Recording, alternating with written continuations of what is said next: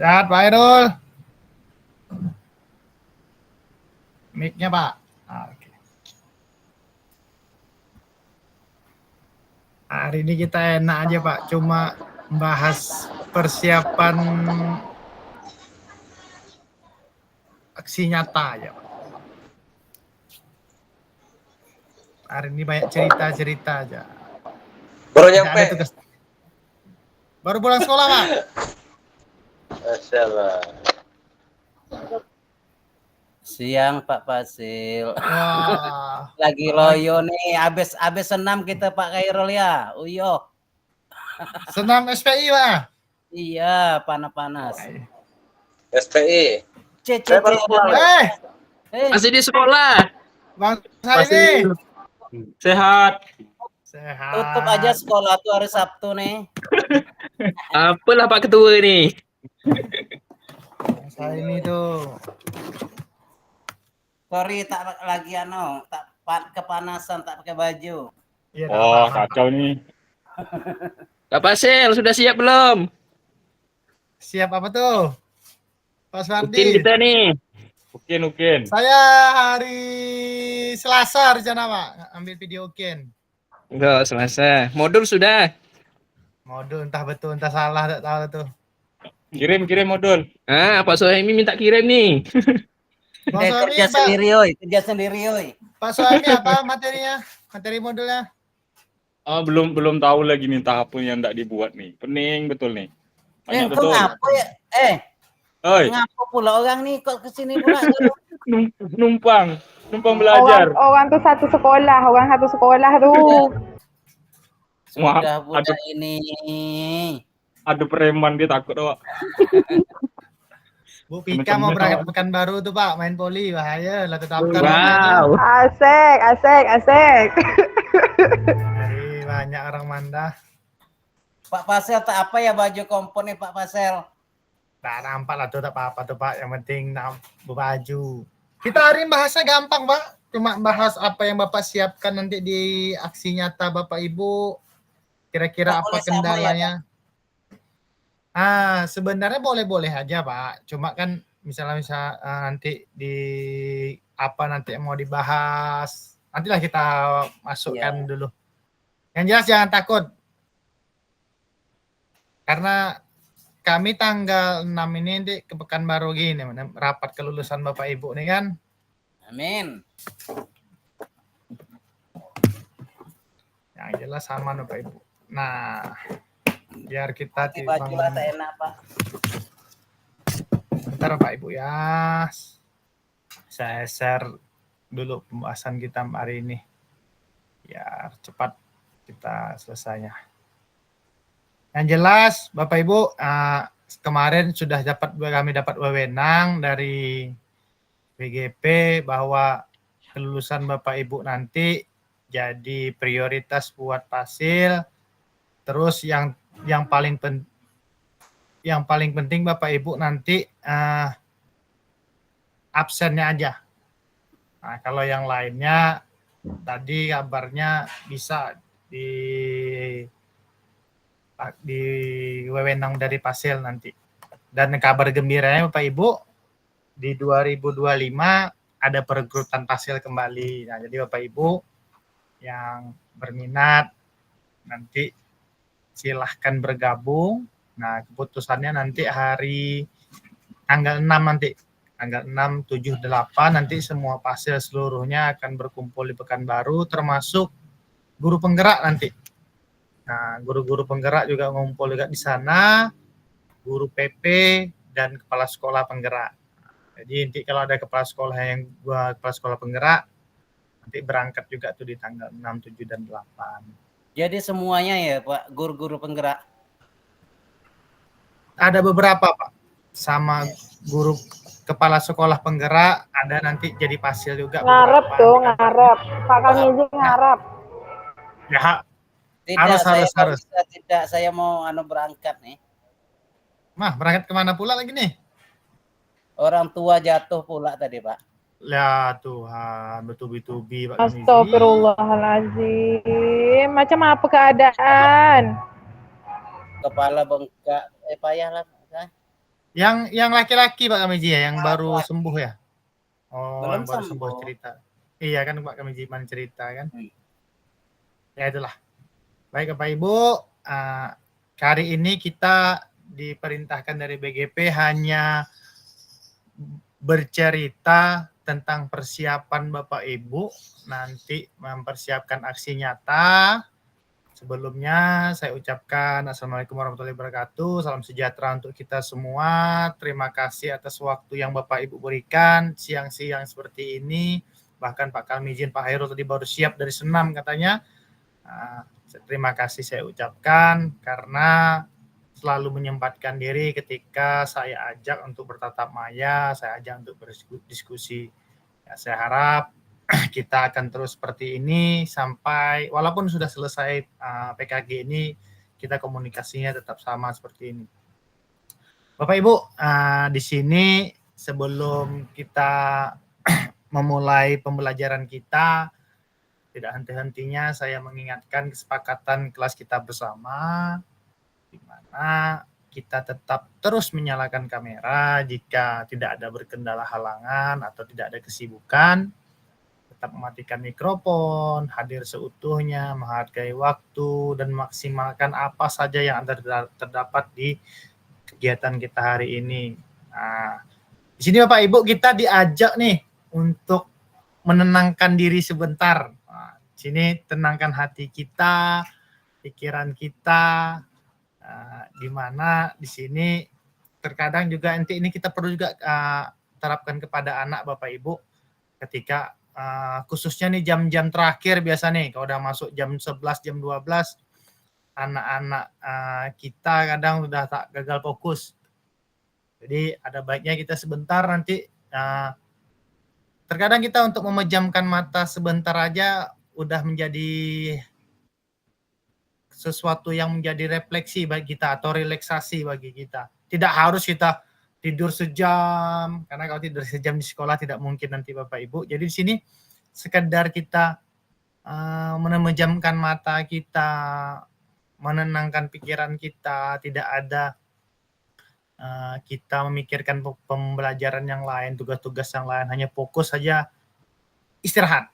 Nah, jadi Bapak Ibu, saya ajak Bapak Ibu sebentar saja memejamkan mata, nanti saya pandu, saya hitung sampai 5, baru Bapak Ibu buka lagi matanya. Nah, baik Bapak Ibu, sekedar tapi saya minta Bapak Ibu jangan dipikirkan yang lain, ya, dipikirkan tugas-tugasnya bagaimana, anak gimana. Jadi sekedar tutup mata aja Bapak Ibu. Berarti suruh tidur ya Pak Pasir? Sebenarnya iya Pak, tapi dalam jangka waktu sesaat saja, hanya untuk merilekskan sesaat aja. Oke Pak Ibu, saya pandu sebentar, saya tolong diikuti. Silakan pejamkan matanya Bapak Ibu. Saya hitung sampai 5, nanti setelah 5 silahkan buka. Baik Bapak Ibu, pejamkan matanya. 1, 2, 3, 4, 5. Oke, silahkan buka lagi ya Bapak Ibu. Nah, Bapak Ibu, di sini sebenarnya Pak Kamiji belum. Hitung 1 sampai 5 suruh pejam kan sampai ke 5 pejam. Nah, ini Pak Kamiji, ini bisa kita jadikan juga nanti ini sebagai bukan ice breaking sih, tapi sebagai relaksasi. Nah, biasanya kayak gini nih, kalau kita ngajar-ngajar di jam terakhir, kadang jam terakhir itu udah pikiran anak nih sudah ya kacau balau. Sudah dari pagi dia belajar, belum dengan memikirkan tugas-tugasnya, PR-PR-nya.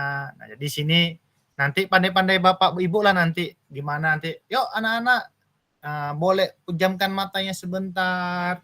Terus dibikin suasana itu rileks Bapak Ibu. Nah, nanti setelah bangun dibuat bercanda. Nah, jadi ketegangan yang ada pada anak itu bisa sedikit lebih santai.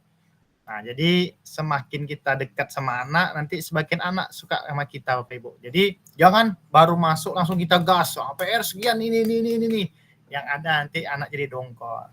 Jadi ini ada sebenarnya strategi aja Bapak Ibu, strategi kita bagaimana kita nanti membuat hal-hal yang seperti ini. Karena kalau kita buat ice breaking terus, yang ada nanti anak juga bosan.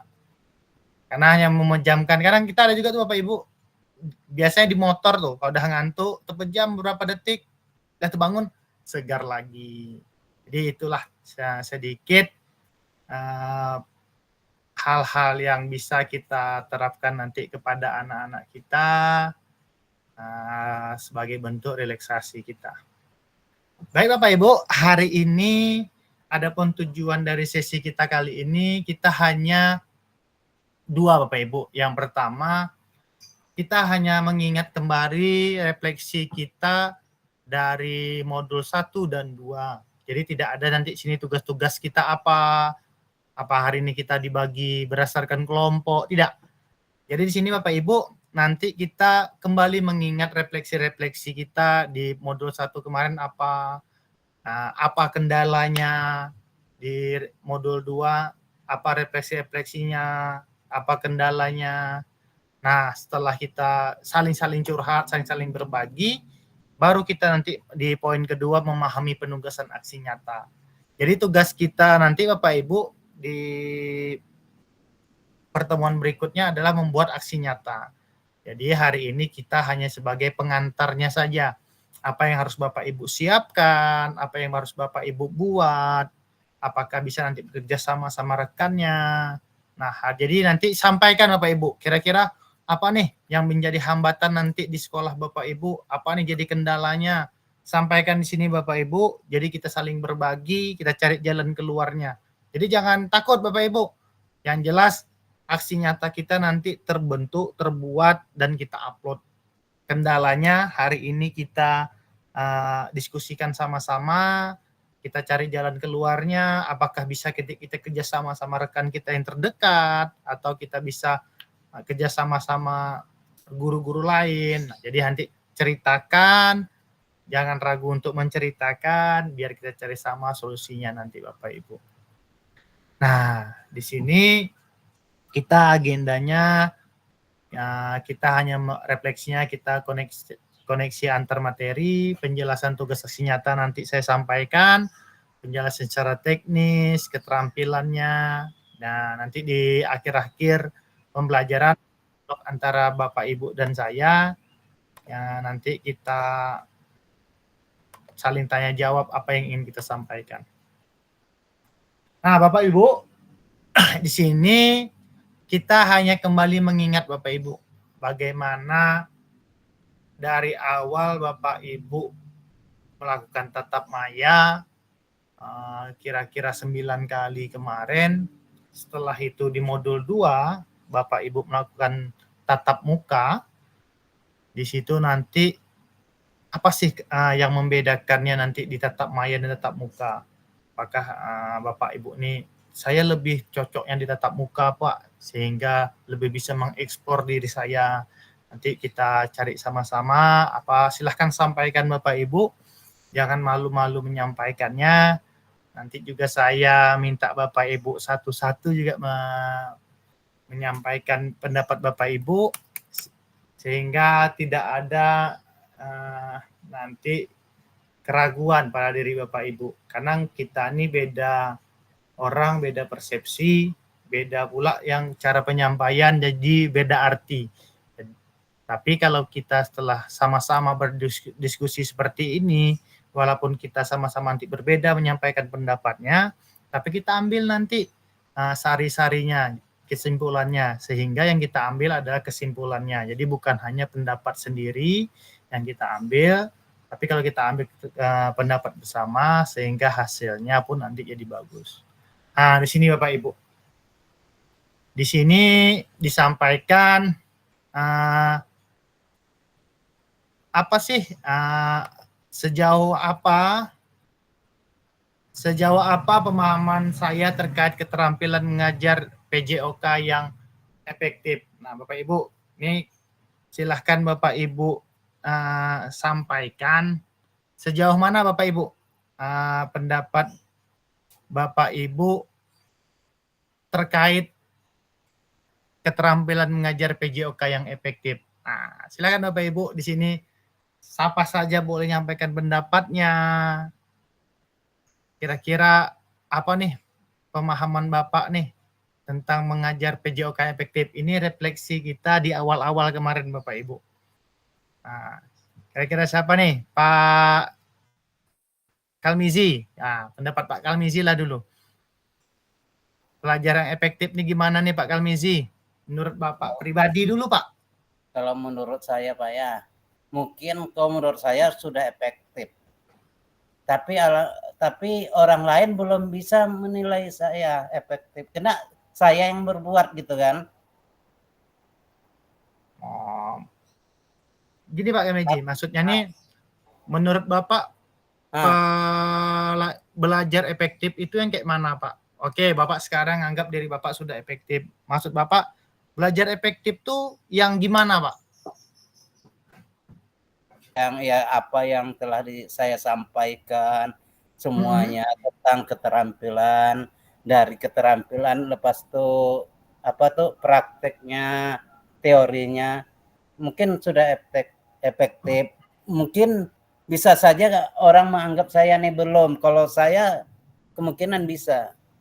Oh, oke. Kalau jadi menurut Pak Kalmizi belajar efektif tuh ketika kita sudah menyampaikan sesuai dengan tujuan pembelajaran itu sudah efektif. Oke.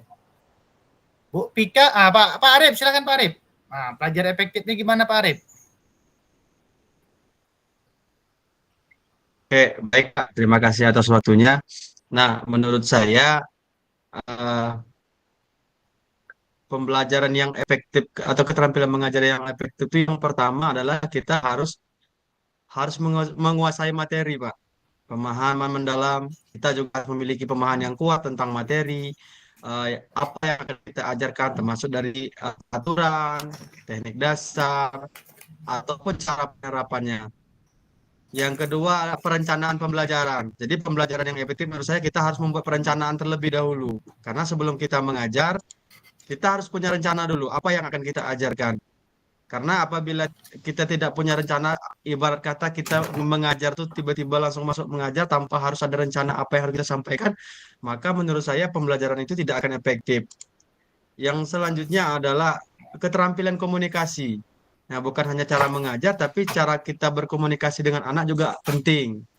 Ada saatnya kita menggunakan bahasa-bahasa yang baku, ada saatnya kita menggunakan bahasa-bahasa daerah untuk mempermudah anak-anak itu melakukan atau paham apa yang kita sampaikan, Pak. Mungkin seperti itu menurut saya.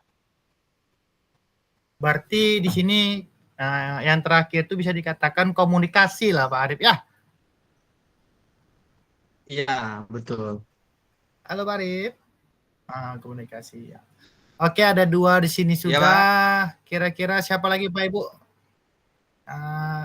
Ada lagi yang menyampaikan pendapatnya Pak Ibu? Apa nih? Pak Hero, silakan Pak Hero. Baik. Assalamualaikum warahmatullahi wabarakatuh. Menurut saya pembelajaran efektif itu yang pertama menyenangkan, kemudian siswa kreatif, ada aktivitas, ada resiprokalnya timbal balik antara guru dan siswa. Nah, kemudian setelah kita tatap muka, ternyata efektif itu tidak sekedar seperti itu aja. Ternyata ada beberapa yang harus kita. Yang pertama, bagaimana merencanakan kegiatan pembelajaran. Setelah itu menyusun strategi, metode, dan teknik-teknik pembelajaran. Nah, sehingga dapatlah kesimpulan bahwa kalau untuk pembelajaran PJOK itu dikatakan efektif itu lebih banyak aktivitasnya, penyampaian atau introduksi. Saya rasa itu. Terima kasih. Oke, Mas sudah mengait-ngaitkan semua ya. Ya, apa Bapak Ibu ada lagi yang ingin menyampaikan pendapatnya? Silahkan dulu sebelum kita tarik garis benang merahnya. Oke, 3 dulu. Nanti pertanyaan berikutnya orang yang berbeda saya tanya. Oke, tadi kita sepakat kalau pembelajaran kita itu menurut kita pribadi sudah efektif. Tapi yang bisa menilai efektif apa tidaknya itu adalah orang lain. Tapi kalau secara pribadi kita menganggapnya, pembelajaran kita ini sudah efektif. Tapi kita lihatnya dari mana? Nah, tadi Pak Kalmizi bilang, saya pribadi, kata Pak Kalmizi, efektif itu ketika kita sudah pembelajaran itu, kita sudah menyampaikan sesuai dengan tujuan yang kita inginkan. Di mana situ kita telah menyampaikan tujuan gerak, semuanya benar. Itu karena semuanya itu akan bermuara pada tujuan. Kemudian ditambah lagi sama Pak Arif. Nah, Pak Arif sudah memasukkan. Di sini kata Pak Arif, kita pada akhirnya akan bermuara pada tujuan. Tapi sebelum mencapai tujuan, kita harus ada dulu rencana pembelajaran, kata Pak Arif. Jadi benar, kita susun dulu rencana-rencana kita itu, kemudian baru kita bisa berikan kepada anak. Ditambah lagi tadi, kata Pak Arif tadi, kapan kita harus mengkomunikasikan. Ada kita kadang bisa menggunakan bahasa formal, kadang kita bisa bahasa secara pendekatan kepada murid. Nah, itu tadi tuh Bapak Ibu semua saling keterkaitan. Ditambah lagi tadi sama Pak Hairul. Efektif itu ketika semuanya itu sudah menyenangkan. Menyenangkan bagi anak, menyenangkan bagi guru. Nah, ada juga tadi Pak Hairul bilang adanya kreatif. Jadi kreatif ini bukan hanya sekedar kita kreatif, kita melakukan permainan, tidak. Tadi sama seperti kata Pak Arif tadi, kreatif itu bisa cara kita mengomunikasikannya kepada anak. Jadi sehingga kreatif itu bukan hanya guru saja yang kreatif, tapi anaknya juga kreatif. Dan yang terakhir tadi, setelah kita bahas di tatap muka kemarin, diambil kesimpulan yang sangat luar biasa dari Pak Hairul tadi. Efektif itu ketika pelajaran PJOK itu kegiatan aktivitasnya lebih dominan. Jadi itu Bapak Ibu kemarin yang kita banyak tunggunya, banyak yang ngelolanya, aktivitasnya hanya sedikit. Nah, jadi kemarin kita ada bilang kan, ada refleksinya, video saya ini kurang efektif. Jadi untuk kedepannya agar semakin efektif, jadi aktivitas dalam kegiatan itu harus mendominasi ketimbang tunggunya, kelolanya. Jadi di situ dia. Tapi pada intinya, menurut pribadi kita masing-masing, apa yang kita berikan ke anak menurut kita sudah efektif. Karena pada pembelajaran itu pasti kita selalu ada menyampaikan materi yang ingin kita sampaikan, cara melakukannya pasti kita sampaikan, walaupun tidak banyak, tapi pasti ada. Misalnya mau main poli, kita main poli, main polinya di lapangan sana, kita bagi kelompoknya, cara mainnya, walaupun nanti kadang-kadang kita hanya melihatnya dari jauh, tapi secara tidak langsung itu adalah bagian dari cara kita merencanakan kegiatan kita. Nah, baik Bapak Ibu, di sini ada pertanyaan kedua lagi. Nih, sejauh apa pemahaman saya terkait strategi pembelajaran? Nah, silakan Bapak Ibu, siapa lagi mau ngasih pendapat? Kalau Bu Pika lah dulu. Bu Pika, sejauh mana pemahaman Ibu terkait strategi mengajar nih? Kemarin banyak nih, Bu Pika kemarin bahas strategi mengajar waktu tatap muka. Kira-kira apa tuh? Halo Bu Pika, dengar Bu Pika? Bu Pika ada? Ada Pak. Ini kayak mana Bu Pika? Pemahaman Ibu tentang strategi mengajar? Strategi itu suatu cara. Jadi kayak mana nih caranya nih Mbak, Bu? Cara kita mengajar gitu. Kalau cara itu selalu berkaitan dengan metode itu pakainya kan. Kalau menurut saya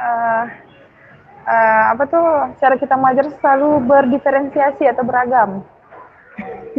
Nah, itu aja Pak. Yang Yang lain bagaimana Bapak Ibu tentang pemahaman nih, tentang strategi mengajar? Apakah strategi mengajar itu? Oke, Bu Rika, silakan Bu Rika.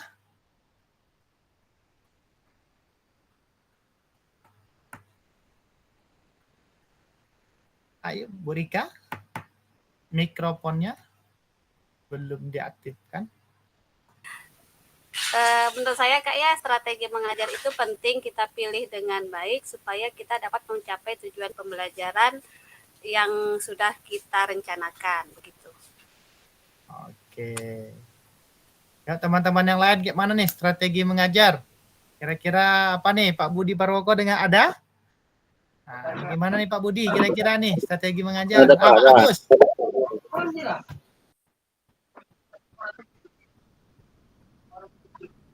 Coba, oh saya, pencet. Silakan Pak Agus. Oke, siapa?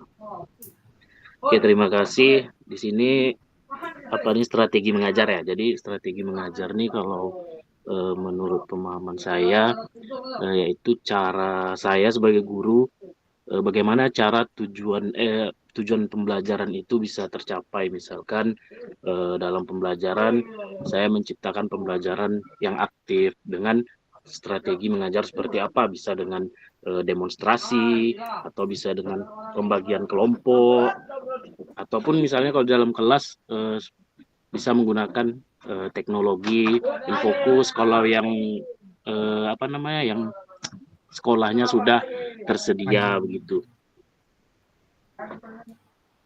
Oke, terima kasih Pak Agus. Rekan yang lain Pak Budi, gimana? Pak Hairul, silakan Pak Hairul.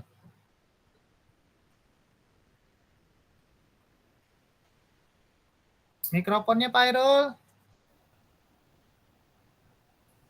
Ya, menurut saya strategi pembelajaran atau strategi mengajar bagaimana seorang guru mengorganisir atau teknis langkah-langkah dalam kegiatan pembelajaran. Nah, di sana terdapatlah berbagai macam strategi pembelajaran.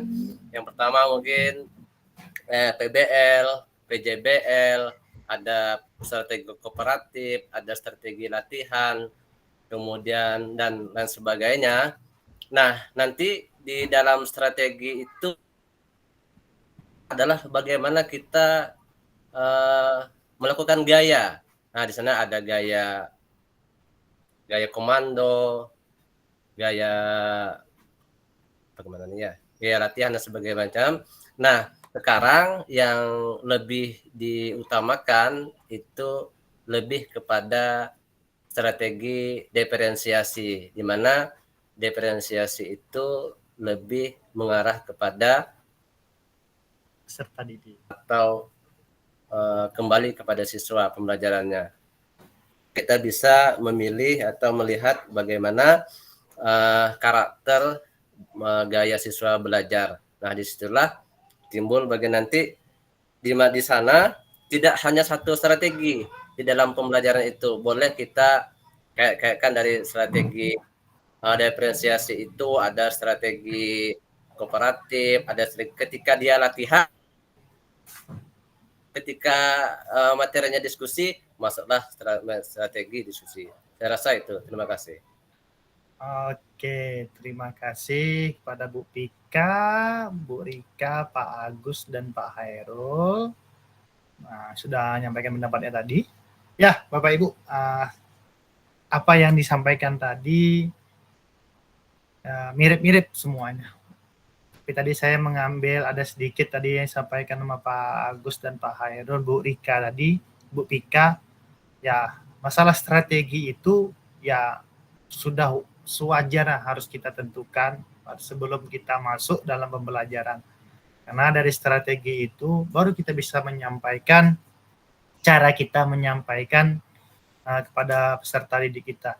Nah, tadi kata Pak Agus tadi, saya garis bawahi tadi, kalau Pak Agus contohnya ketika dia ingin mencapai tujuan pembelajaran efektif, dia akan menentukan nih strategi yang ingin dia sampaikan. Contohnya ketika dia mau bikin pembelajaran secara kelompok atau pembelajaran secara mandiri, maka strategi itu sudah siapkan.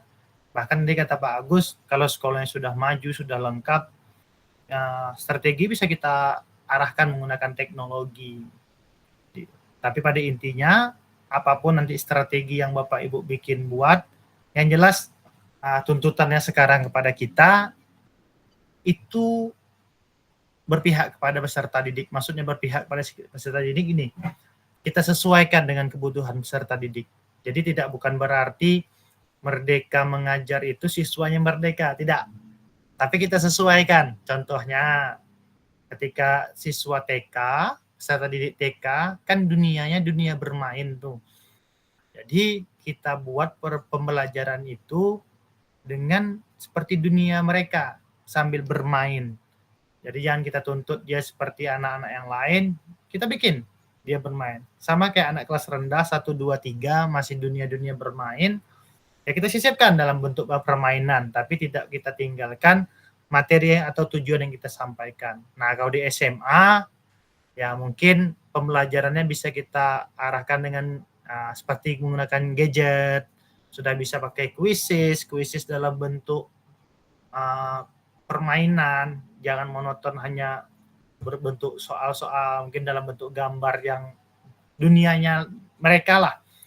Mereka mungkin bisa bikin pembelajaran berbentuk media, mereka membuat akun TikTok dengan menyampaikan materi pembelajaran.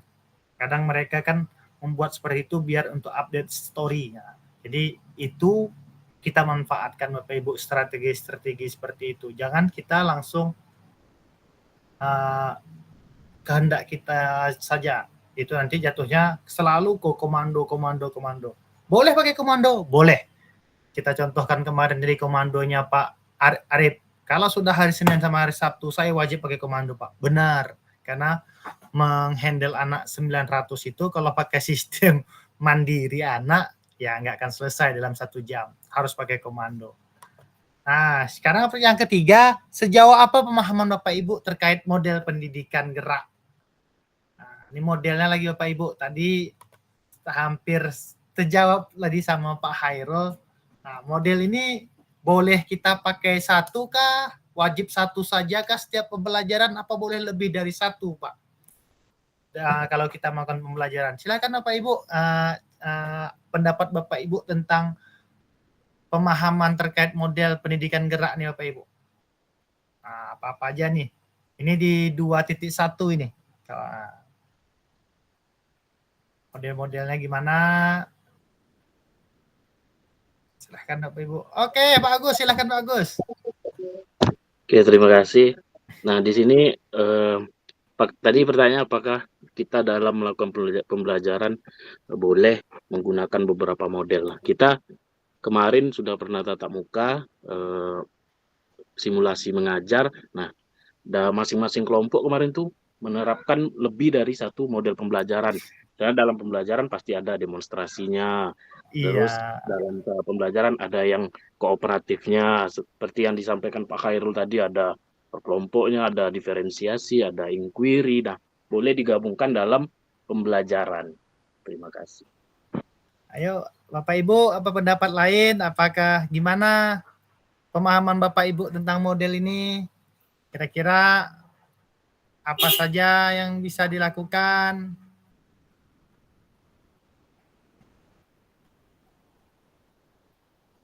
Ada lagi Bapak Ibu kira-kira?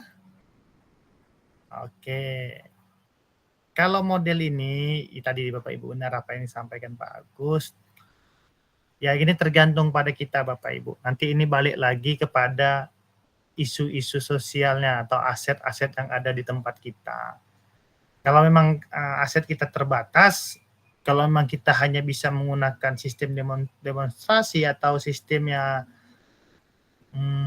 tanpa harus nengok buka-buka infokus, silahkan. Karena kita keterbatasan dengan aset-aset kita. Jadi model pendidikan gerak ini nanti kita sesuaikan dulu sama aset kita. Jangan kita memaksakan. Kita pengen nengok teman-teman pakai infokus, pakai IT ngajarnya, saya harus pakai IT. Nah, jangan, nanti ya yang ada kita jadi repot sendiri. Jadi mungkin di dalam pembelajaran hari ini di kelas 9 di awal-awal Bapak pakai modelnya yang pertama inquiry atau nanti ke depan ada PJBL, terserah Bapak Ibu, itu nggak ada masalah. Yang jelas kembali lagi tujuannya tersampaikan dan anak pun kembali kepada kita tadi Bapak Ibu, pembelajaran efektif yaitu anak senang. Kadang nih ada anak yang tidak senang melakukan olahraga itu terpaksa karena takut dihukum sama gurunya, jadi dia terpaksa. Nah, sekarang tadi bagaimana, sejauh mana pemahaman kita terkait model pendidikan. Sekarang sejauh apa pemahaman Bapak terkait model pendidikan kebugaran. Nah, ini salah kebugaran lagi Bapak Ibu. Ini di 2.3 atau 2.4? 2.2. Nah, ini salah kebugaran. Pemahaman Ibu tentang pendidikan kebugaran ini gimana nih Bapak Ibu? Maksudnya bugar di sini gimana Bapak Ibu? Yuk, kebugaran. Silahkan Pak. Baik Pak, menurut saya pendidikan kebugaran ini adalah proses pembelajaran yang bertujuan untuk kita meningkatkan kesadaran kepada siswa atau murid tentang pentingnya kebugaran jasmani. Dengan harapan nanti kita akan mendapat tujuan, yaitu yang pertama meningkatkan kesadaran anak tentang pentingnya pola hidup sehat, salah satunya kebugaran jasmani, dan memberikan pengetahuan tentang kebugaran. Karena nanti mereka akan tahu apa-apa saja manfaat dari kebugaran. Nah, salah satunya adalah jika mereka bugar, jika mereka sehat, maka mereka akan gampang atau mudah mengikuti aktivitas-aktivitas yang lain, Pak. Mungkin seperti itu. Terima kasih. Oke. Ya, teman yang lain gimana? Ada lagi? Kalau dari Pak Arif, ya kebugaran itu sangat penting karena kita harus memberitahu anak nih tentang kebugaran itu. Nah, kebugaran ini yang kita bahas kemarin Bapak Ibu yaitu tentang PIT. Nah, jadi selama ini ada dulu ya pendapat lain dulu. Bapak Ibu, apakah ada mau ngasih pendapatnya dulu tentang model pendidikan kebugaran ini? Nah, teman-teman yang lain ada? Pak Budi Parwoko, Pak siapa lagi yang ada di grup? Pak Rosli, Pak Anggi, Pak Asmardi. Ayo, kira-kira apa nih bugar di sini maksudnya? Ayo Pak Ibu, apakah ada pendapatnya ada? Pak Budianto. Ini gimana nih Pak Budi? Masalah kebugaran nih. Silakan Pak Budi. Pak Budi, pendapat Pak Budi dulu kita dengar. Oke, baik. Sedikit menambahkan juga mungkin yang Pak Arif bilang tadi juga berkaitan lah. Yang jelasnya nama yang kebugaran sesuai sekarang Pak Prabowo dari lantik nomor 2, jadi harus tambah gizi Pak. Oke. Jadi berhubungan dengan kebugaran itu pertama ya pasti siswa kita harus ada gizi, kesehatan, aktivitas fisik terjaga, istirahat yang maksimalnya harus dijaga, terus kesehatan mental dan manajemen stres itu jangan sampai berlebih. Jelasnya secara fisik kan kita harus terjaga lah.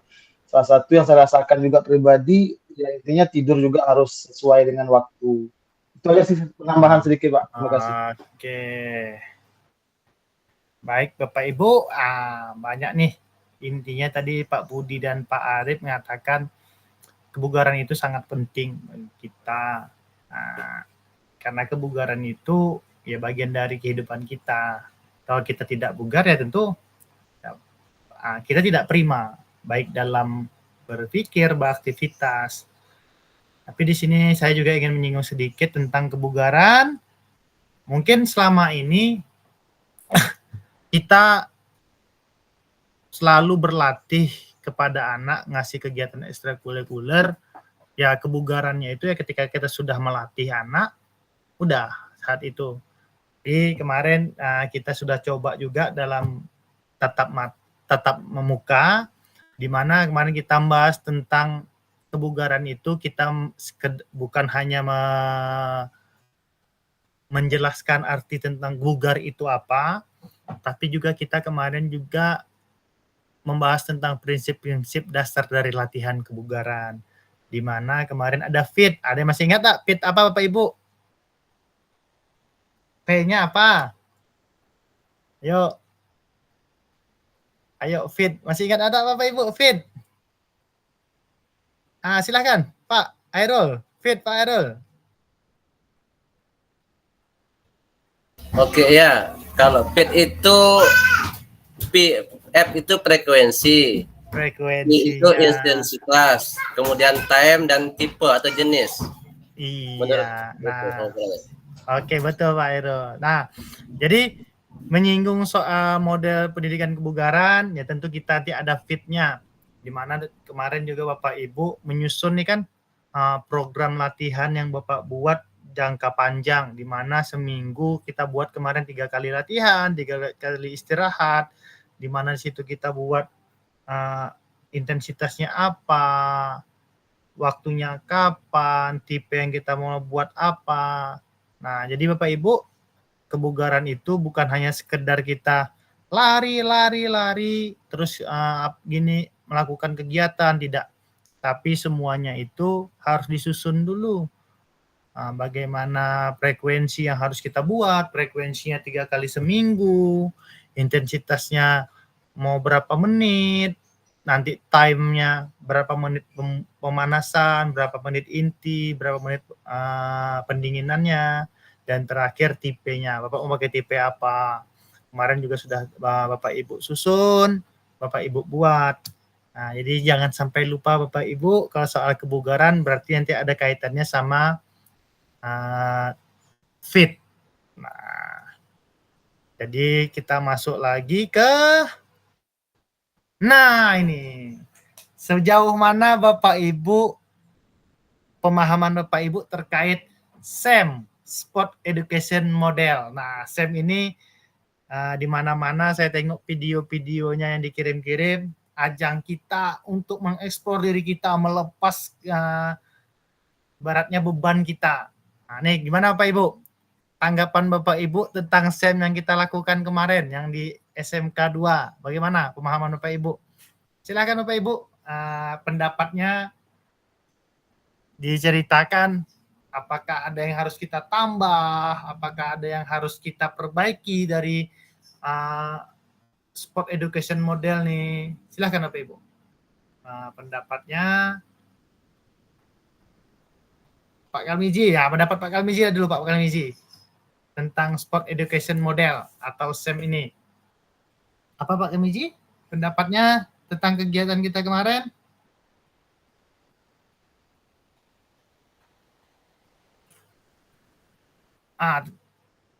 Tertidur Pak Kalmiji?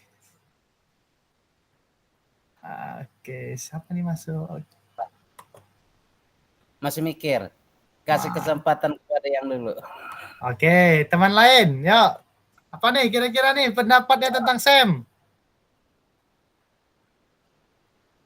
Pak Apriyadi, wakilkan ke Pak Apriyadi. Pak Arif terus wakil. Ayo, pendapatnya tentang SEM kayak mana? Gampang ke? Apakah SEM itu adalah pembelajaran yang harus ditingkatkan? Kira-kira gimana? Sesuatu hal. Oke, Pak Arif, silakan Pak Arif.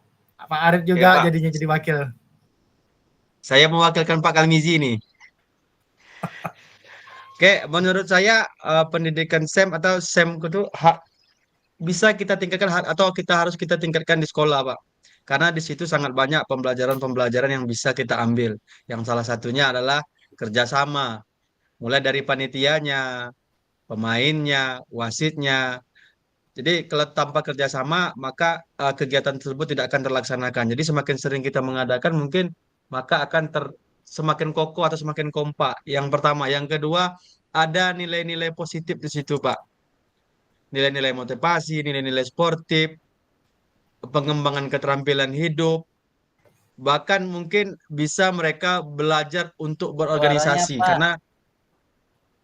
Karena di SEM itu juga salah satunya menerapkan kita untuk belajar berorganisasi. Mungkin mulai dari organisasi yang kecil, mungkin sampai ke yang besar. Hanya saja mungkin yang kita kemarin hanya ruang lingkup kecil, hanya di kelas kita. Tapi kalau mungkin mereka mengadakan seperti kelas meeting, maka ruang lingkupnya mungkin lebih besar. Mungkin itu Pak dari saya. Terima kasih. Oke, mantap. Ya, teman yang lain bagaimana? Ya, Pak Hairul, silakan Pak Hairul. Ya, aduh, mohon maaf nih, izin menyampaikan awalnya sama juga dengan Pak Arif, ya seperti itu juga. Kemudian ada yang perlu kita pahami, selain mempersiapkan segala sesuatu, tentu ada beberapa hal yang perlu kita perhatikan. Yang pertama, kendala. Nah, kendala itu pasti ada.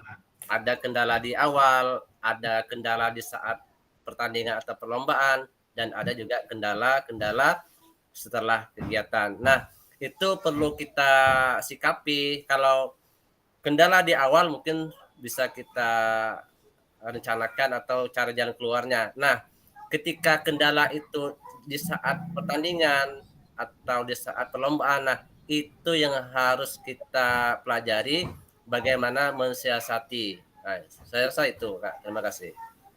Oke, Pak Kirmizi dan Pak Arif. Ayo, siapa lagi?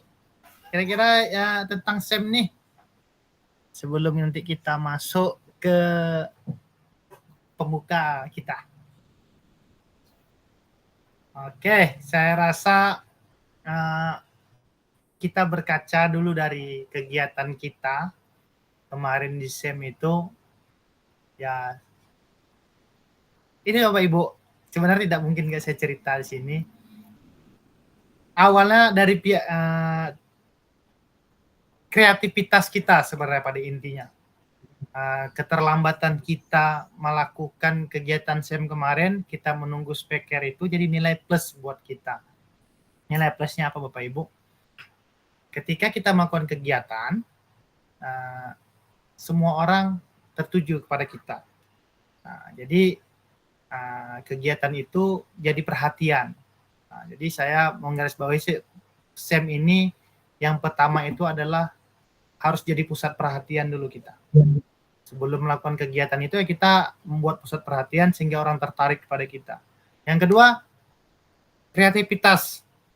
Mungkin banyak yang kreativitas, kayak lokal sebelah mereka bikin spanduk, mereka bikin apa kemarin bawa piala, mereka bawa yang lain. Tapi originalitas namanya Bapak Ibu. Mungkin terlihat sepele yang Pak Agus dan rekan-rekan buat medali, tapi itu nilai plus bagi kita. Piala yang dibuat Pak Asmardi jadi nilai plus bagi kita oleh beberapa fasilitator. Nah, sampai kok bisa terpikiran sampai ke sana katanya. Karena lokal lain juga ada yang membawa piala, tapi kan mereka mau piala jadi.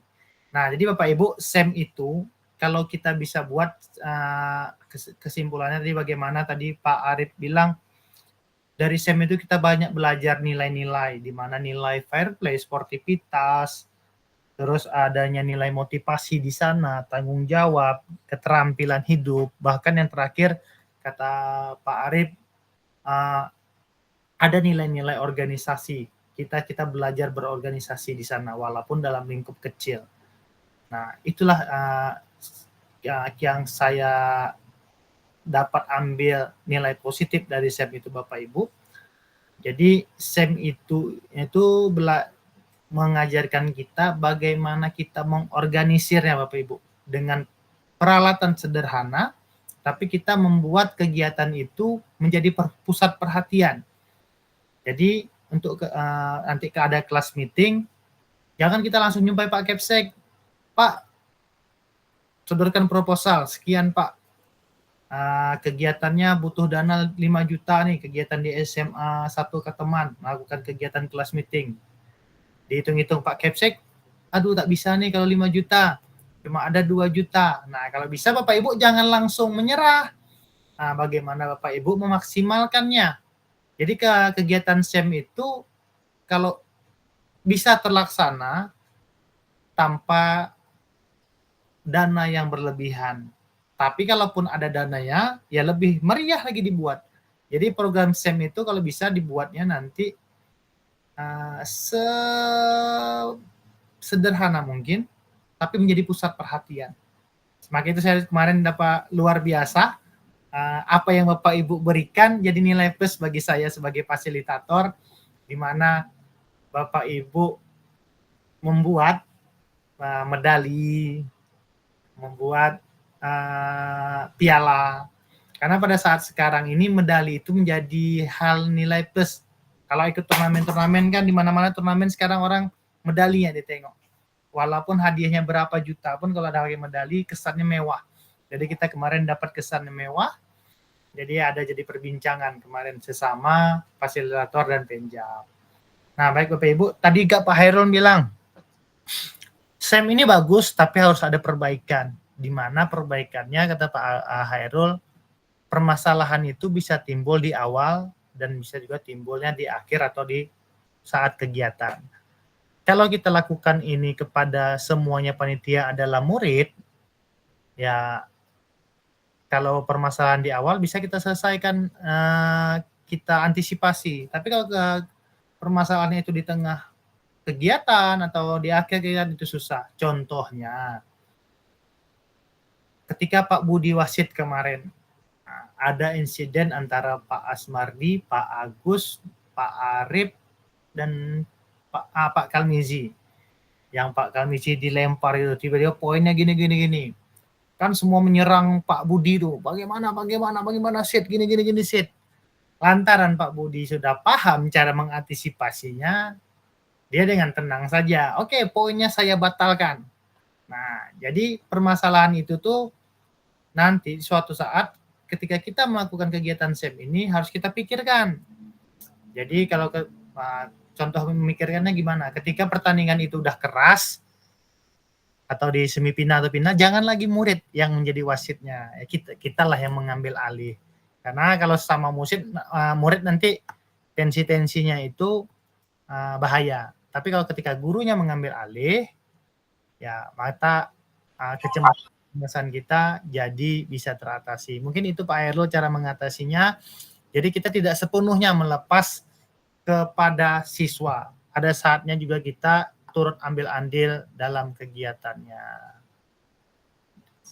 Oke, selanjutnya Bapak Ibu, di sini kita masuk lagi tentang nih.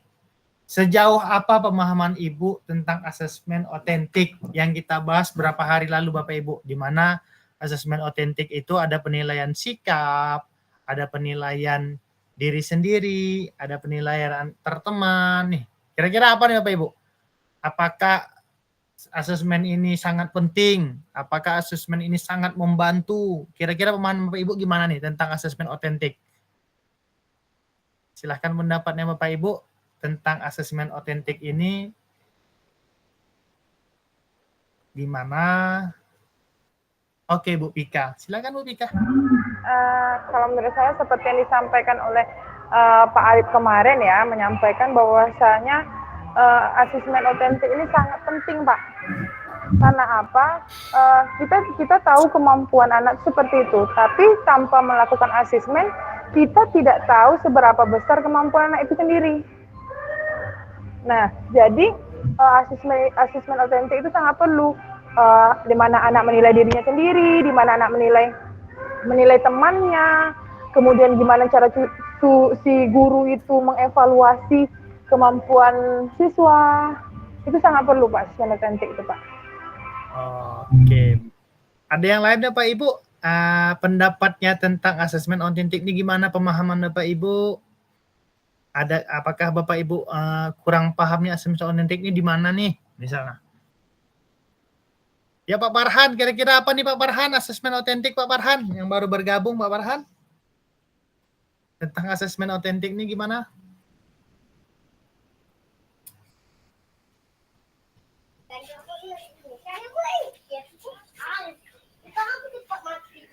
Asesmen otentik. Yang kemarin Pak Farhan yang kita Zoom beberapa hari yang lalu, yang tentang ada sikap, ada penilaian diri sendiri. Ayo, berapa hari yang lalu baru Pak Farhan? Iya Pak.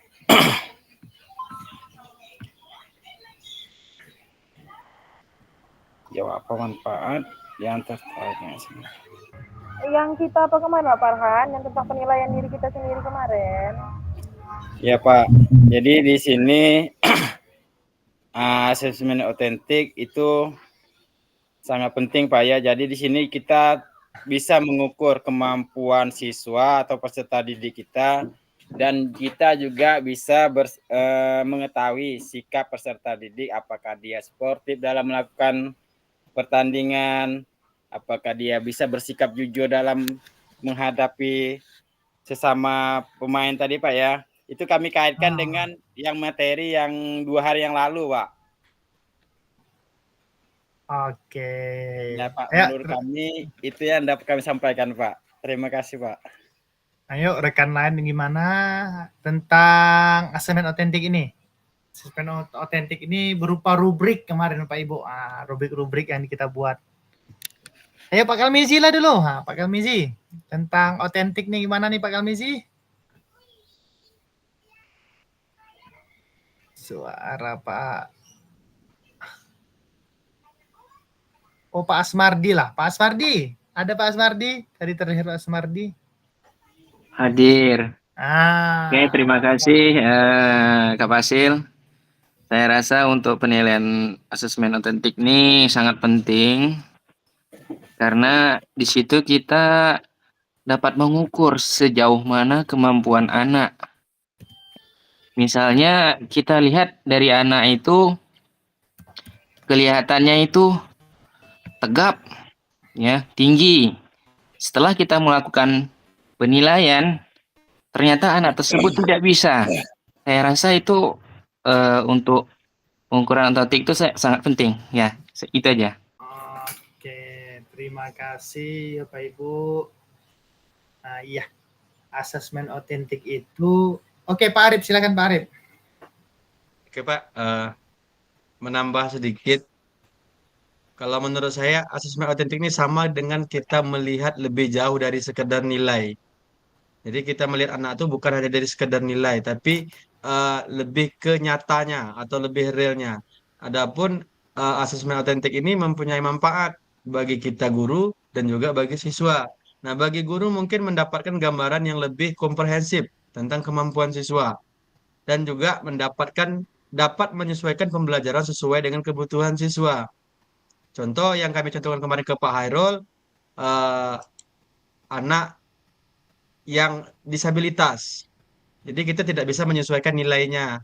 Jadi anak yang disabilitas ini ketika mereka melakukan lomba jauh, kita nggak perlu dia itu jauh, dia itu benar, yang penting dia mau. Berbeda halnya dengan yang sudah profesional atau yang sudah bisa, atau yang tidak cacat atau tidak disabilitas. Jadi itu bisa kita lihat dari asesmen otentik.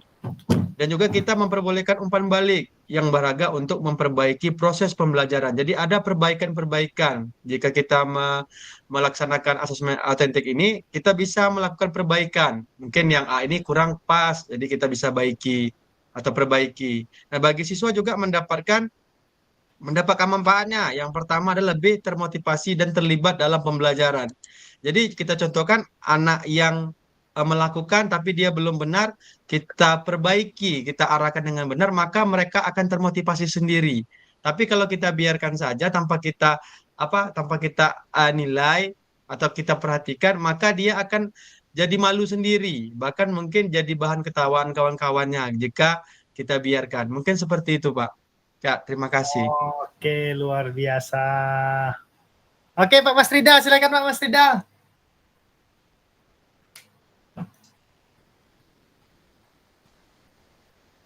Pak Mas Ridal, jika ingin menyampaikan pendapatnya, silahkan.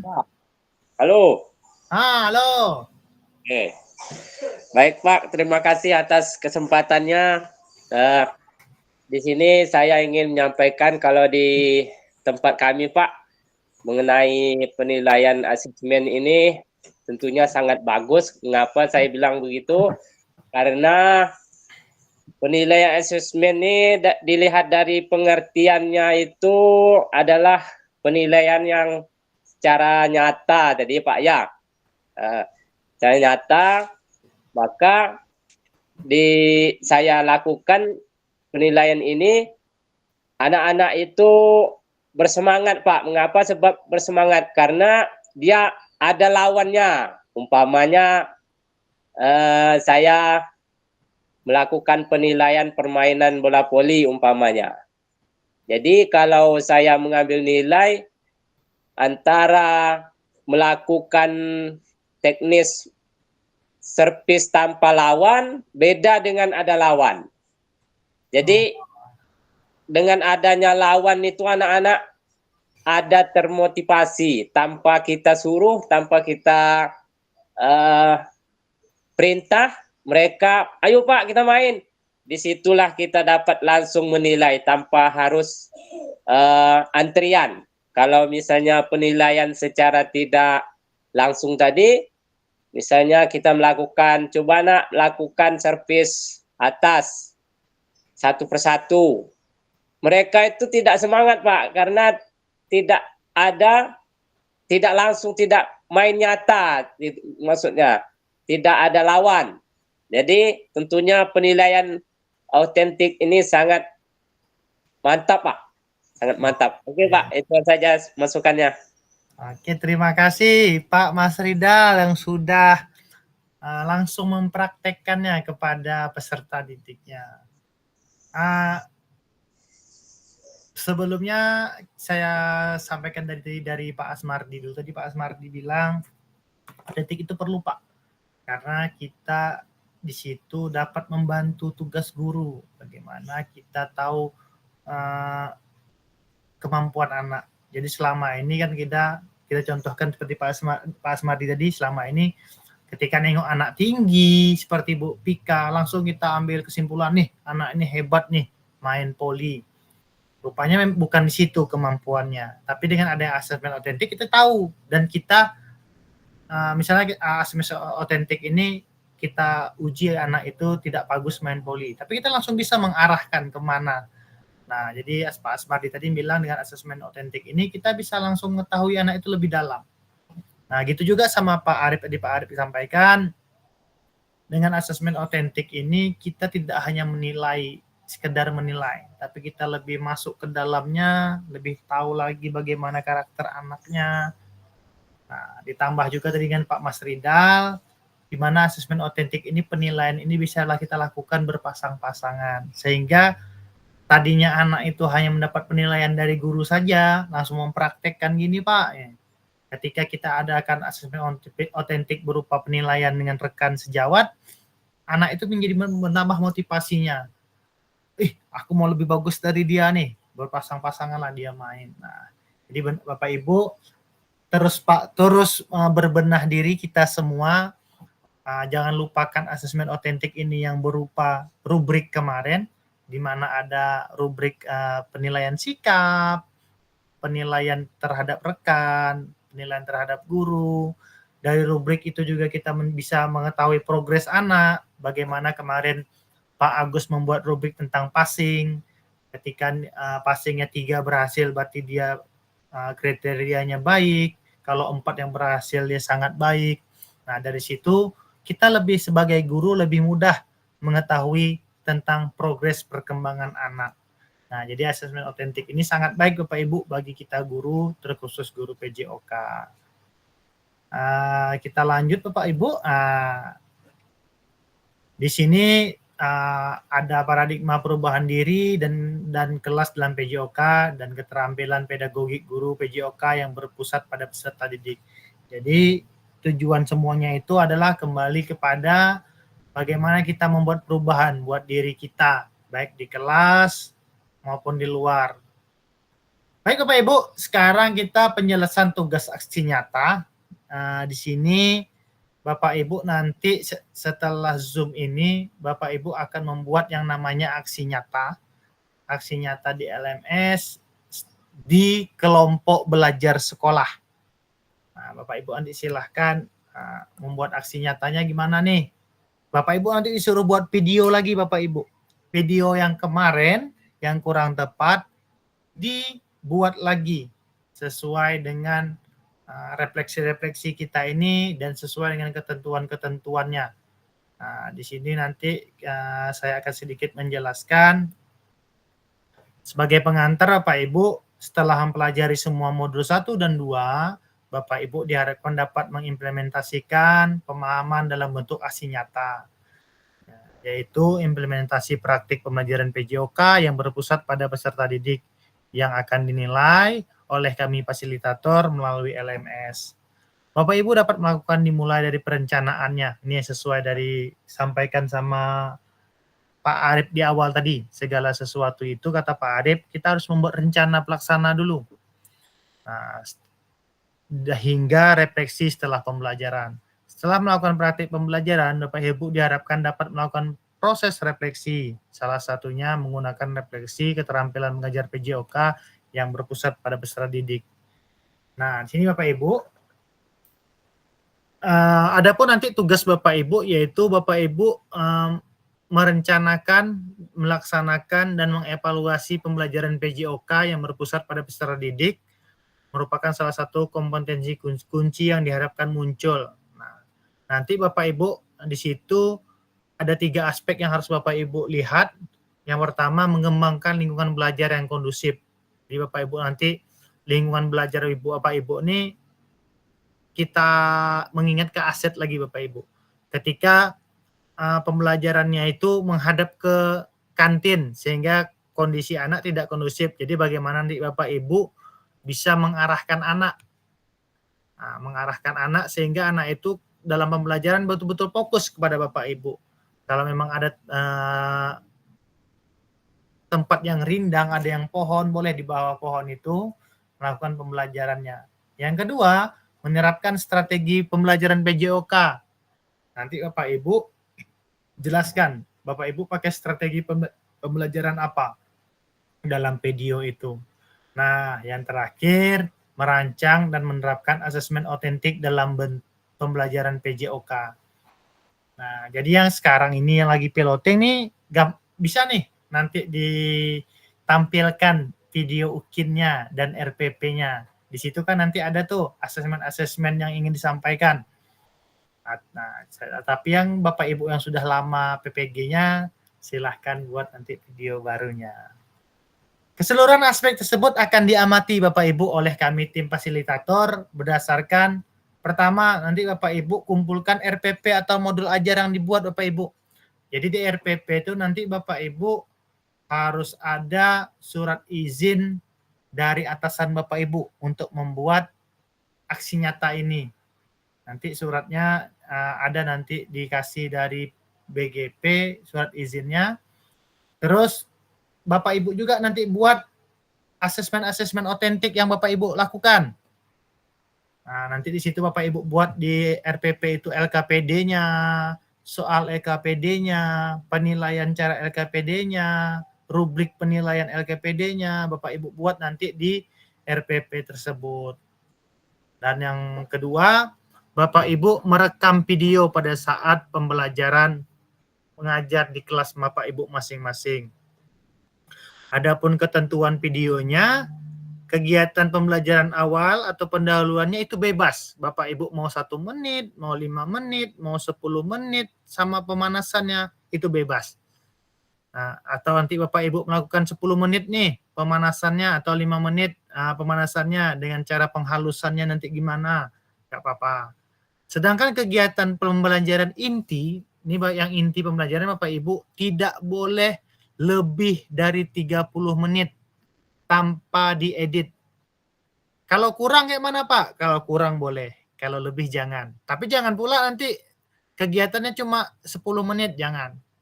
Kita sepakatilah berapa kira-kira Bapak Ibu minimalnya dalam kegiatan inti. 20 menit minimal. 20 menit lah kita nanti minimal kegiatannya Bapak Ibu. Maksimalnya 30 menit kegiatan intinya. Terus yang berikutnya kegiatan pembelajaran akhir. Nanti Bapak Ibu bikin pendinginannya gimana dalam bentuk permainan, boleh. Dan terakhir tentu saja nanti ada kegiatan refleksi pembelajaran. Nah, jadi Bapak Ibu saya harapkan kegiatan itu betul-betul Bapak Ibu yang membuatnya. Bapak Ibu bisa bekerja sama rekan-rekannya Yang jelas di situ nanti disampaikan Bapak Ibu kapan dikasih teks, running text di sana. Ini kegiatan awal, kegiatan pembelajaran intinya ini, anak melakukan pemanasannya seperti apa dalam bentuk permainan. Ya, kalau Pak Budi Parwoko kan banyak tuh pemanasan dalam bentuk permainan, dijelaskan nanti gimana cara melakukannya. Jadi tidak rancu kegiatannya. Ketika orang menonton videonya langsung ngerti, oh ini rupanya kegiatannya seperti ini.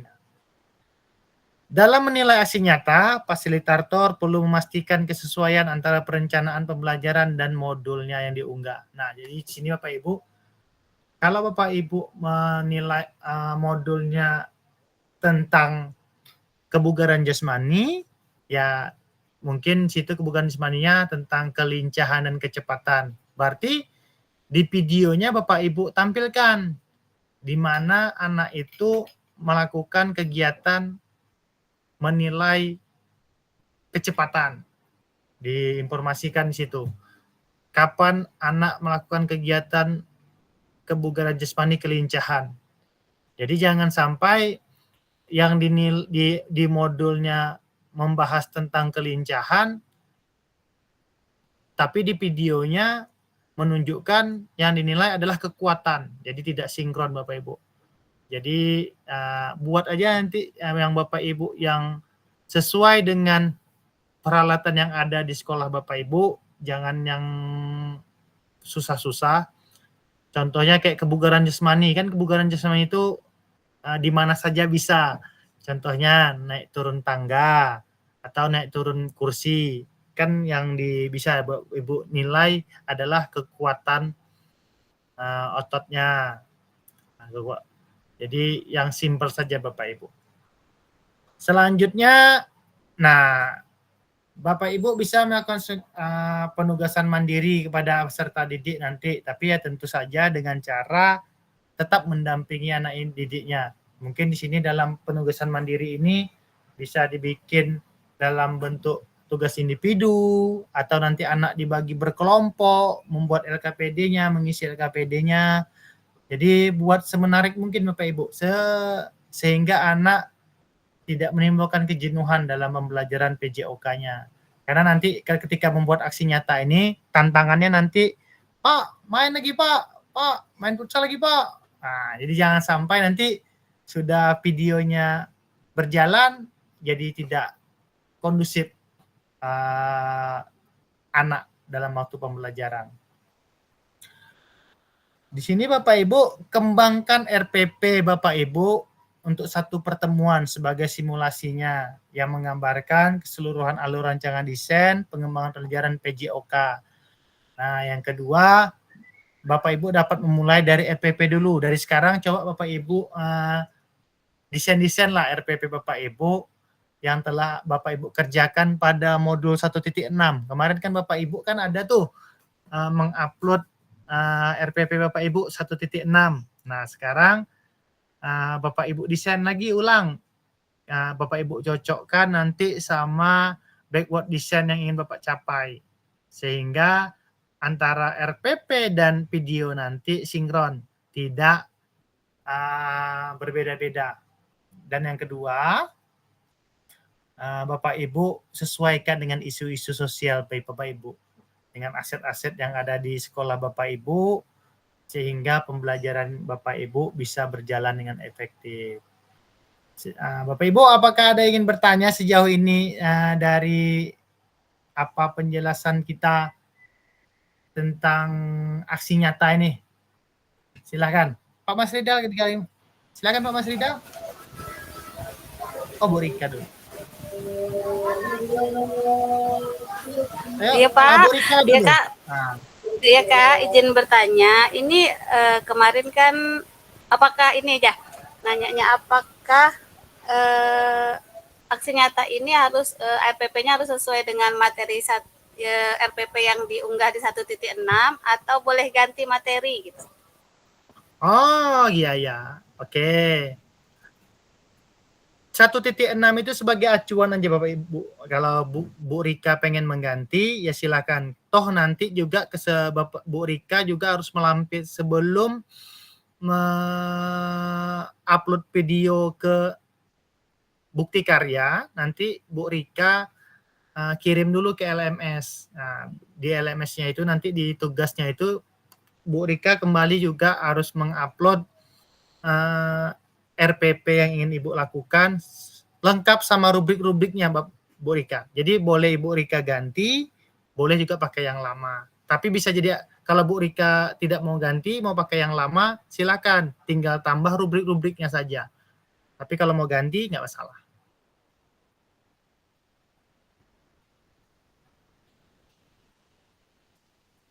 Halo Bu Rika? Iya Kak, terima kasih. Kayaknya mau ganti materi. Boleh. Asal rubriknya dibuat nanti Bu Rika, rubriknya. Iya Kak. Ayo, tadi siapa lagi? Pak Mas Ridal mau bertanya? Silakan Pak Mas Ridal. Atau Pak Farhan tadi? Ada yang mau bertanya lagi? Tentang aksi nyata kita. Oke, Pak Farhan. Silakan Pak Farhan. Izin bertanya Pak ya. Jadi di sini Pak kita langsung ke lapangan aja Pak ya, tak perlu kita membawa anak ke kelas dulu gitu. Oke, itu aja Pak ya? Ya itu aja lah Pak.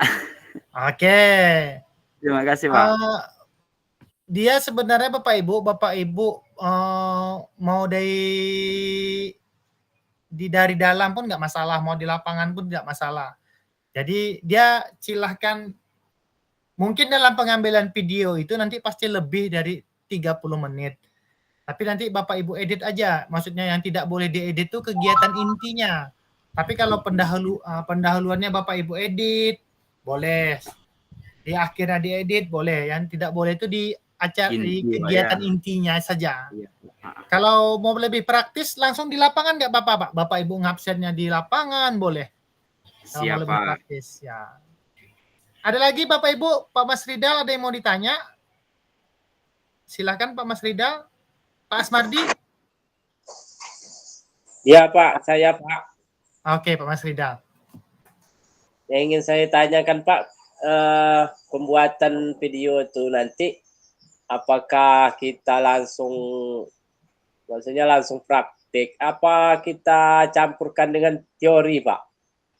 Nah, oke, terima kasih Pak Mas Ridal. Pembuatan video itu nanti Pak Mas Ridal yang jelas harus ada 3 unsur. Yang pertama Pak Mas Ridal ada pendahuluannya. Pendahuluannya itu berarti Pak Mas Ridal bisa mengabsen, bisa menanyakan, terus menghubungkan sama materi sebelumnya. Nah, terus pemanasan. Pemanasan itu Bapak Mas Ridal bisa melakukan penghalusan. Pemanasan, contohnya Pak Mas Ridal kemarin servis atas Pak ya, servis bawah. Nah, jadi Pak Mas Ridal bikin pemanasannya dalam bentuk permainan dulu. Kira-kira 2 menit, 3 menit, udah. Habis itu langsung Pak Mas Ridal mau bikin LKPD-nya di awal atau di akhir, terserah Pak Mas Ridal, serahkan dulu LKPD-nya. Seperti kemarin bagus juga Pak Mas Ridal, cuma kan kalau kemarin anaknya lebih banyak menunggu.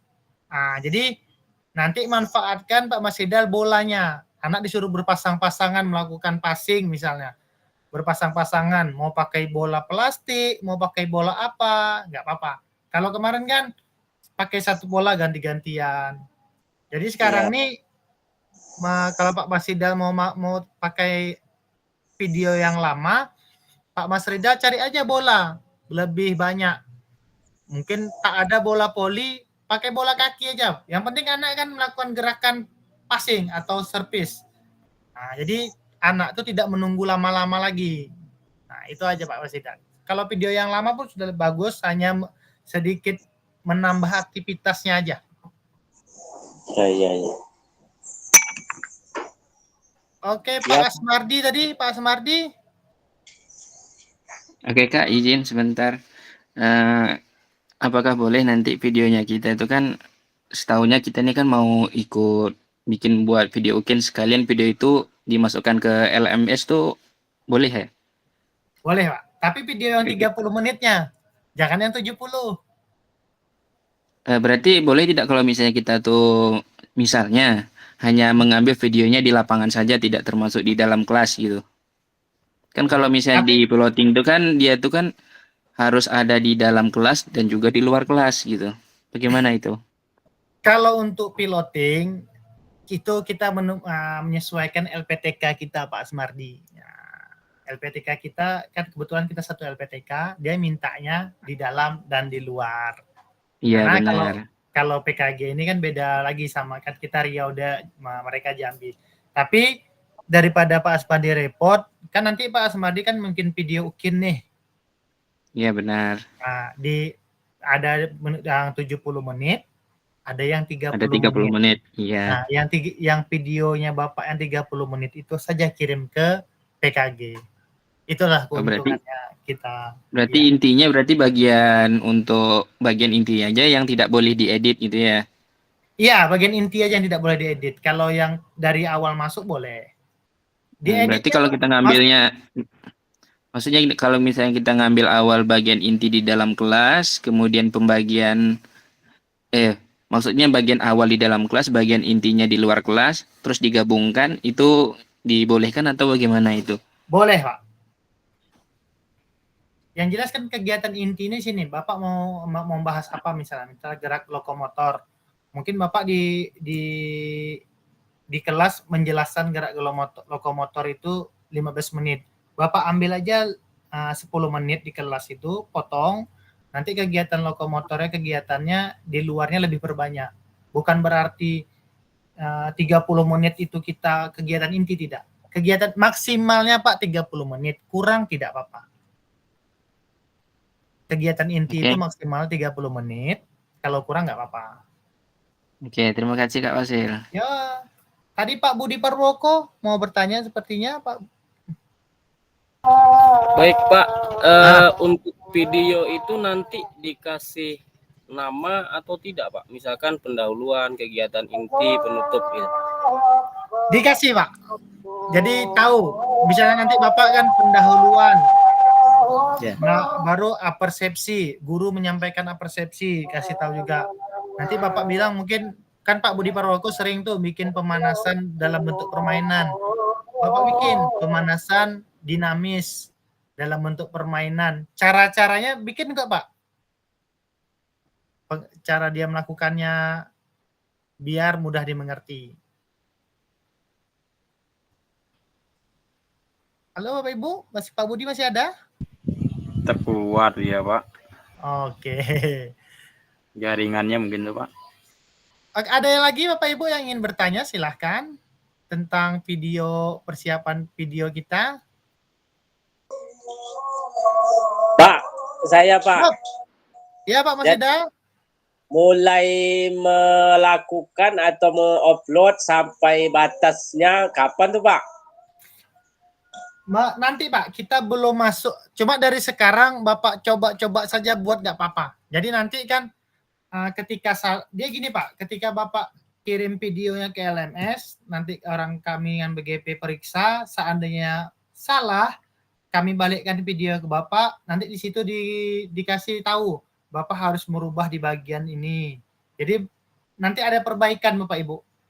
Kalau memang harus dirubah ada perbaikan, kalaupun nanti videonya sudah bagus, baru boleh dimasukkan ke bukti karya di LMS. Jadi semakin cepat Bapak Ibu bikin videonya, semakin cepat Bapak Ibu tahu apa kekurangan dari videonya, sehingga Bapak Ibu bisa menambahkannya lagi. Nah, seperti itu Bapak Ibu. Yang jelas RPP-nya dulu Pak Mas Seda, RPP-nya disiapkan dulu, nanti baru bisa videonya. Oh iya Pak, makasih Pak. Ya. Ada lagi Bapak Ibu kira-kira yang harus Bapak Ibu tanyakan? Oke, silahkan Pak. Ya Bu Wika, silakan Bu Wika. Pak, berarti kita harus mengirimkan RPP kita dulu Pak ya, baru kita buat video. Tidak Bu, sekaligus pun nggak apa-apa Bu. Jadi yang harus direvisi tadi gimana tuh Pak? Kalau seandainya kita kirim RPP nanti diapakan dulu kan, dinilai dulu RPP kita di mana-mana masih ditambahkan, baru kita adakan video kayak mana tuh Pak? Yang mana sebetulnya langkah? Kan ketika kan nanti Ibu ngirim RPP, nanti ditengok situ RPP-nya, mungkin Ibu di situ anak menyerahkan anak mengisi LKPD. Tiba-tiba di video Ibu Pika kegiatan mengisi LKPD itu tidak ada contohnya. Nah, nanti video Ibu kami balikkan lagi melalui LMS, nanti di bawahnya keterangannya ada. Bu Saumi Apika harus menambahkan lagi kegiatan LKPD. Nanti Ibu buat kegiatan LKPD, diedit Bu. Oh gitu. Jadi masukkan kegiatan tuh, nanti masukkan dalam editan tuh Pak ya. Cuma kalau berbeda nanti kegiatan, pastikan mungkin Ibu ngambil contohnya Bu sama Apika ngambilnya hari ini pakai baju merah. Tiba-tiba dalam video tersebut Bu Saumi Apika masih ada ketinggalan nih. Dan Ibu sama Apika mau mengulang. Jadi pas waktu mengulang tuh usahakan menggunakan baju yang sama. Baju yang sama, oke. Ya, gitu ngakalinya. Boleh diedit itu. Berarti kita tuh koreksi nanti tuh Pak ya kalau kira tidak itu sesuai dikoreksi, dengan Bu. Dikoreksi. Oke, makasih Pak. Ya, ini buat teman-teman yang lagi piloting kayak Bu Pika, Pak Asmardi, saya, itu video 30 menitnya itu boleh Bu, Bapak Ibu kirim ke PKG nanti. Karena itu nanti mirip-mirip Bapak Ibu. Ada lagi Bapak Ibu yang ingin bertanya? Gini Pak, kalau seandainya video 30 menit yang kita kirim, berarti kegiatan inti tidak cukup 30 menit Pak. Gimana tuh Pak? Dia kan Bu, ini kegiatan yang diedit Bu. Oh gitu, iya. Cukup. Kalau di situ kan nanti ada edit, istilah maksudnya 30 menit tuh Bu. Ibu kegiatan intinya tidak boleh lebih dari 30 menit. Kegiatan inti ya Bu. Berarti 20 menit Pak. boleh. 20 menit boleh. Tapi misalnya contohnya gini Bu. Pemanasannya 5 menit. Nah, jadi kegiatan intinya 20 menit. Penutup 5 menit. Iya Pak, paham Pak. Itu maksudnya Bu, bukan mestilah harus 30 menit semuanya, tidak. Terima kasih ya Pak. Ya Bapak Ibu, ada lagi yang bertanya tentang aksi nyatanya kira-kira? Pak, kalau misalnya RPP-nya tuh Pak, kalau bentuk RPP biasa, maksudnya K13 atau yang modul Pak, modul kurikulum Merdeka. Bapak sekarang ya ke kelas berapa sekarang Pak ngajarnya Pak? Kalau saya Pak semua kelas Pak. Oh. Karena kelas 1 satu rombel sampai kelas 6. Jadi guru olahraga saya sendiri, jamnya pun pas 4-4. Oh iyalah, berarti di sini alangkah baiknya pakai kurikulum Merdeka Pak. Tapi kalaupun tidak ada, ya disesuaikan pakai K13 pun nggak apa-apa. Tapi situ keterangannya nanti bikin Pak. Berarti nanti Bapak kalau Bapak misalnya ibaratnya RPP, ya nanti waktu menyerahkan dia kan kita nanti kirimnya pakai Drive Pak, Drive nanti Google Drive. Keterangannya RPP, jangan nanti Bapak bikin modul. Nah, jangan nanti berbeda nanti. Berarti tidak ada nanti istilahnya PASE A, PASE B, PASE C. Nah, itu nanti istilah itu tuh jangan sampai ada nanti di modul belajar Bapak. Nggak apa-apa Pak, Bapak kayak ke-13 pun nggak apa-apa. Yang penting sesuai RPP-nya sama videonya nanti. Dan rubriknya pun harus ada Pak. Nanti saya kasih contoh rubrik Pak, nggak Pak? Ya Pak, terima kasih Pak. Ya, sama-sama Pak. Ada lagi Bapak Ibu mengenai aksi nyata. Nah, aspek penilaian nanti Bapak Ibu yaitu yang jelas adanya menciptakan kenyamanan lingkungan belajar nih. Ini nanti tabel-tabel aspek penilaiannya, menerapkan strategi pembelajaran, Yang terakhir adalah merancang dan menetapkan asesmen. Asesmen itu Bapak Ibu nanti asesmen otentiknya harus ditunjukkan Bapak Ibu, yang mana asesmen penilaian sikap, nanti Bapak Ibu lampirkan. Adapun ya beberapa hal yang perlu diperhatikan Bapak Ibu, jangan hanya mendeskripsikan nanti Bapak Ibu harus bisa menjelaskan juga kepada anak nanti. Jangan kita hanya menjelaskan, kita harus juga bisa mendeskripsikannya nanti. Nah, di sini Bapak Ibu contoh refleksi keterampilan yang kemarin Bapak Ibu buat, ada what, ada so what, ada no what. Intinya dari what itu adalah Bapak Ibu peserta didik harus bisa mendeskripsikan. Sedangkan so what peserta didik harus bisa menjelaskan. Dan no what peserta didik harus bisa mengevaluasi dan merencanakan. Ini nanti Bapak Ibu tidak harus 3 yang Bapak Ibu nilai, 1, 2, 3 itu terserah Bapak Ibu, sefleksibel itu kemarin. Seperti yang dicontohkan Pak Asmardi kemarin, ada 5 sikap yang dia harus dinilai, cuma perlu contreng ya apa tidak. Kemarin dicontohkan Pak Asmardi ada 4 atau 5 kemarin yang harus dinilai. Kalau mau bikin 10 ya nggak apa-apa 10. Yang jelas pembagiannya nanti persentasenya harus 100 atau nilainya. Berarti kalau seandainya 5 yang harus dinilainya berarti 5 per berapa misalnya nanti pembagiannya. Adapun alur-alurnya nanti Bapak Ibu, ini yang pertama adalah penyusunan aksi nyata RPP atau modul. Nah, jadi di sini Pak Mas Ridal kayaknya ada kelonggaran. Pak Mas Ridal boleh RPP, boleh modul. Berarti tidak ada di sini ditetapkan harus modul. Berarti salah satunya pun boleh. Yang langkah kedua adalah penyusunan aksi nyata, pembuatan video. Setelah kita membuat RPP, Bapak Ibu pembuatan video. Setelah itu, upload RPP dan video pembelajaran. Rentang 8 hari efektif setelah sesi persiapan. Nah, pada tahap ketiga ini, nanti Bapak Ibu dinilai oleh fasilitator apakah videonya sudah layak untuk dikirim ke bukti karya. Kalau sudah layak, nanti Bapak Ibu upload ke bukti karya. Jadi jangan langsung ke bukti karya ya Bapak Ibu. Bapak Ibu nanti buka LMS, nanti ada modul 3 titik berapa nanti upload videonya ke situ nanti berupa Google Drive. Nanti setelah dipalidasi atau disetujui dari fasilitator dan BGP, baru Bapak Ibu upload ke bukti karya, baru di situ nanti keluar nilai Bapak Ibu. Jadi jangan langsung upload ke bukti karya mentah-mentah gitu. Tunggu kami dulu mengokekannya, setelah tidak ada perbaikan lagi, baru nanti upload ke bukti karya di PMM. Setelah di-upload di bukti karya di PMM, Bapak Ibu share bukti karya Bapak Ibu bisa ke grup sekolah, bisa ke grup MGMP, ke grup PJOK, ke grup yang lain-lain. Nanti di situ Bapak Ibu dapat umpan baliknya. Silahkan Bapak Ibu baca umpan baliknya, apa yang perlu diperbaiki, apa yang harus ditingkatkan. Baik Bapak Ibu,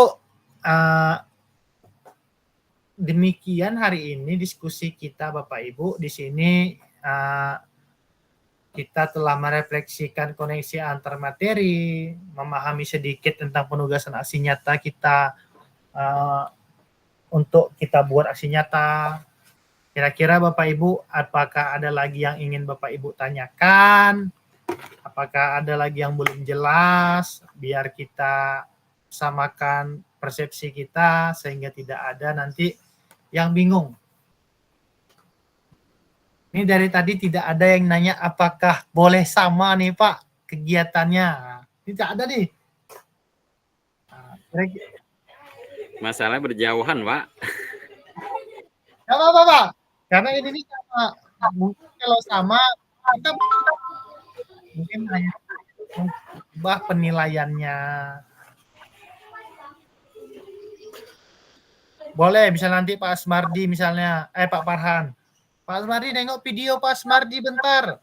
tonton sebentar, kita tiru, kita modifikasi. Modifikasinya apa yang kita modifikasinya? Rubrik penilaiannya. Jangan sama angkanya, jangan sama jumlah anaknya. Kalau itu boleh, Bu, sefleksibel itu.